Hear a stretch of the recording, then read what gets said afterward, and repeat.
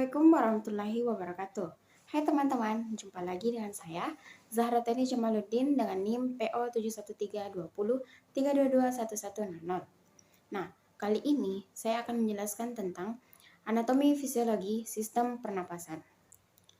Sistem pernapasan adalah peristiwa menghirup udara dari luar yang mengandung oksigen serta menghembuskan udara yang banyak mengandung karbon dioksida sebagai sisa dari oksidasi keluar dari tubuh. Hidung merupakan bagian utama saluran pernapasan yang langsung berhubungan dengan dunia luar. Nah, ini adalah bagian-bagian dari hidung. Nah, yang kuning di atas merupakan serabut saraf pembau atau olfaktori. Nah, yang agak ke bawah sedikit yaitu serabut saraf ke otak. Nah, di dekat kuning-kuning yang tadi dekat serabut saraf pembau merupakan tulang hidung.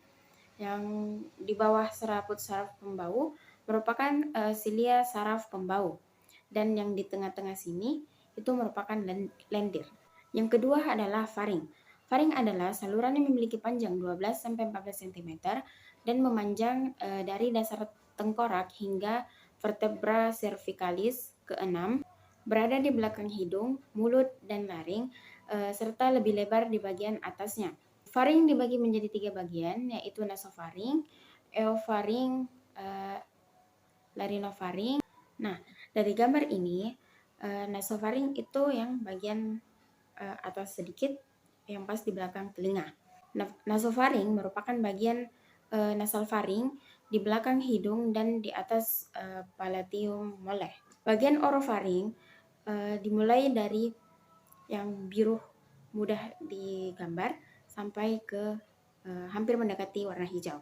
Orofaring adalah bagian oral faring yang terletak di belakang mulut, memanjang dari bawah platum hingga bagian vertebra cervical ketiga. Sedangkan yang berwarna hijau di gambar itu merupakan hipofaring. Nah, hipofaring terletak di bawah tenggorokan dekat laring atau kotak suara. Hipofaring berfungsi mengatur masuknya udara ke paru-paru serta mengatur makanan dan cairan masuk ke kerongkongan. Itulah mengapa kita tidak boleh berbicara ketika makan, karena makanan bukannya masuk ke dalam kerongkongan, melainkan masuk ke dalam saluran pernafasan. Nah, itulah yang mengakibatkan kita biasanya tersedak ketika kita makan sambil berbicara. Yang ketiga adalah bronkus. Ini gambar bronkus. Bronkus merupakan cabang dari trakea yang bercabang dua ke paru-paru kanan dan kiri. Bronkus kanan lebih pendek dan lebih besar diameternya.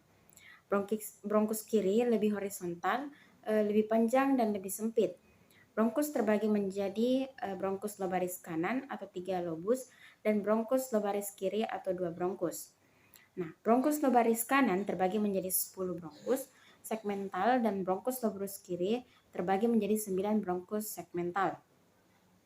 Nah, bronkus segmentalis ini kemudian terbagi lagi menjadi subsegmental yang dikelilingi oleh jaringan ikat yang memiliki arteri, limfatik, dan saraf-saraf. Bronkus segmental bercabang-cabang menjadi bronchiolus. Bronchiolus merupakan cabang dari bronkus yang berfungsi untuk menyalurkan udara dari bronkus ke alveoli. Bronchiolis juga berfungsi untuk mengontrol jumlah udara yang masuk dan keluar saat proses pernafasan berlangsung.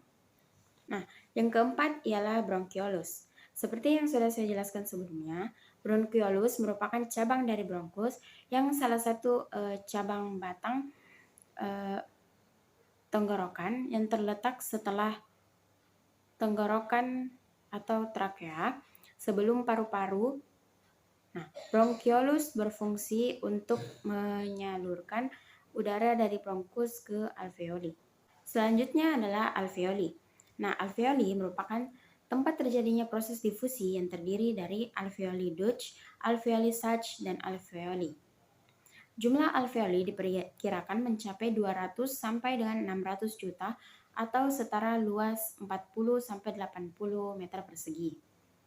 Nah, terdapat beberapa kemampuan dari alveolus, yaitu yang pertama recoil, dapat mekar karena terdapat perubahan tekanan dalam alveoli. Yang kedua, compliance, kemampuan alveoli untuk mempertahankan diri agar tetap terbuka karena adanya surfactant atau senyawa yang menurunkan tegangan permukaan atau tegangan antarmuka antara dua cairan, antara gas dan cairan atau antara cairan dan zat padat.